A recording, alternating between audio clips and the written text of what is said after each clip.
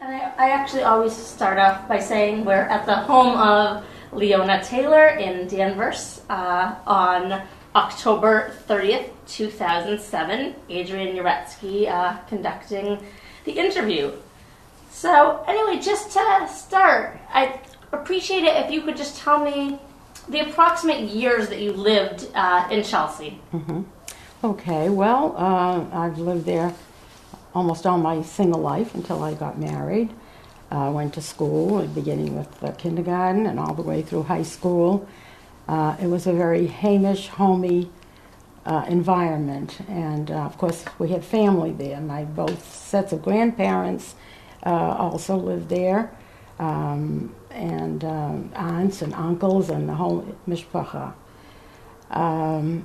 So it was home. And it was the kind of city that everybody felt at home.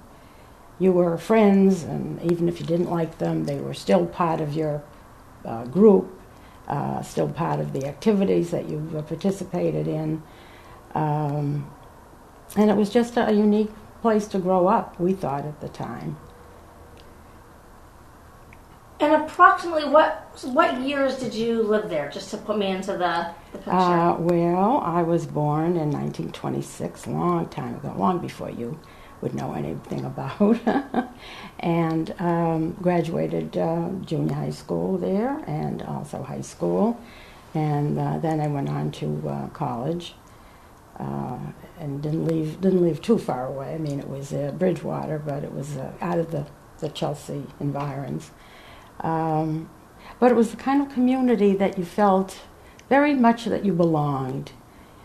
There was perhaps so many people that you could identify with, as far as family, but also as far as many friends. We had a clique of girlfriends from perhaps 5th, 6th grade all the way through to high school. It was the kind of city where everybody sort of shared in the living style. Holidays particularly were wonderful. It reminds me many years later when I was married and moved to Linfield, we went back to Chelsea to be with my parents for the holiday. And my own two children were mystified. They couldn't understand it. Who are all these people? Where are they going? I said, Cheryl, they're all going to temple, or they're coming back from temple. But so many, she said, gee, at home we never see anybody like that, roaming the streets, going. It was quite a unique experience. I had never thought about it that way. To me, it was the natural thing to see, either on a Shabbat or on a Jewish holiday. You saw people coming and going to the synagogue. But they were not, in the suburbs, they did not see that. People got in their cars and drove over to whatever temple they were going to. And it was something I never forgot. It really struck me as something very unique and not so great, really. My children thought it was, they couldn't understand it. Where are all these people going? And it was sad for me, in some ways, thinking that that was so alien to them. And for me, it was such a Hamish thing, a comforting thing. What were the stores that you used to, or your family would frequent, and sort of who were the characters involved in those stores? Good, I'm glad you mentioned that. I didn't remember it, but there was an area called Arlington Street, and it was all it was like open carts and open little stores and storelets, and they would sell everything: vegetables, fruit, not too much milk, maybe fish. Not too much meat, I meant, maybe fish. They didn't have refrigeration, things like that, but every day they would go to their market and fill it up, and I used to go with my mother, I remember, usually on Thursday, to get ready for the weekend, and we would buy a lot of fruit and vegetables and schlep it home, because it was quite a little distance. It was different than going to the markets, like the supermarkets, but that was very, very popular. And it was quite colorful if you didn't look at it, personally. If you just looked off and see what it was like. The people and women were yelling, Bible, come and see what we have. Another guy was saying, a special this week, come and see the sweet corn. It was very colorful. I don't think I'd take some of my friends, maybe from that I began to form, perhaps outside of Chelsea, because it was a Chelsea thing. I wasn't sure how they would look upon it. You know, maybe I was becoming a snob myself. I don't know, but it was very colorful and it was a lot of fun. And we used to, you know, get a lot of our produce there. So that was Arlington Street. Difficult. You had also talked about at school that there were a lot of people who were Jewish and spoke Yiddish, but that as time went on, that started to change. Do you remember sort of when that started to change and what that was like for you?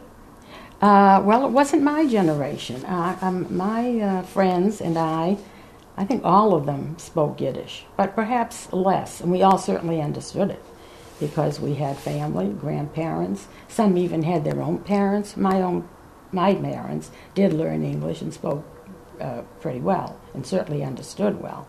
But there were those who really didn't. But however, as the generations came and people did revert only to English.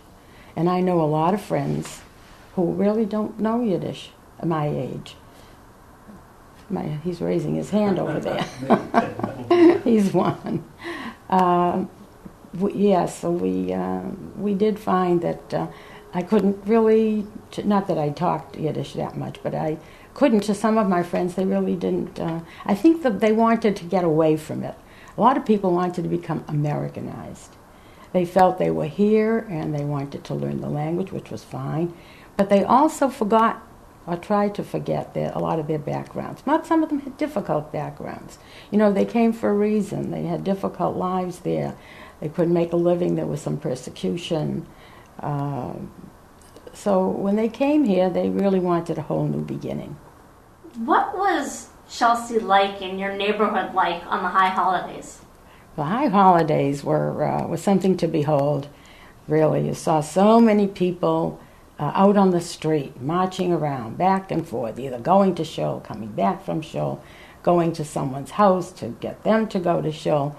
It was really uncanny, and as I say, when my own children, many years after that, came to my house and came to go to the shul with us, they couldn't believe that the streets were full of Jews. You know, they thought, that's impossible. We thought that was normal. That's what you did on the Jewish holidays. You went out and you saw people carrying their talesim and people wearing yarmulkes and hats and dressed up, of course. That was normal to us. We saw that every year. On Shabbos, you didn't see it so much. There weren't that many who went, but there were enough. You did see them. But on the holiday, they all came out of the woodwork. And they're all dressed in their finery, and they're all marching to different shuls, too. But it was fun, and we used to do that, my girlfriends and I. We didn't go and sit there in Devon, but we'd visit every shul in the whole area. We'd go to this where my grandmother and grandfather were, then we'd go to another one where someone else's grandmother was, and someone where someone's father was. And there was a whole group of shuls in those days, old ones, newer ones. There was a Hebrew school, and they also had services. So that was really what you could see in the Jewish holiday. Chelsea turned into a little ghetto, I think. But it was comforting. You felt good seeing it, even though we didn't go and sit there and daven. We did visit. And, of course, I would always go and visit my grandmother and grandfather. And my grandmother, of course, sat upstairs because this was Orthodox. And my grandfather and my uncles and my own dad were downstairs where the men were sitting. That was the difference, because these are all quite Orthodox shuls. And Chelsea had tons of them, by the way. There were small ones, big ones. One on the Elm Street area of Chelsea was a huge, lovely synagogue that my grandfather was one of the primary promoters and supporters, and helped to pay for the construction of it. That synagogue today is gone. I don't know if it was part of a fire that was held there, or it was just some reason it was dismembered and was gone.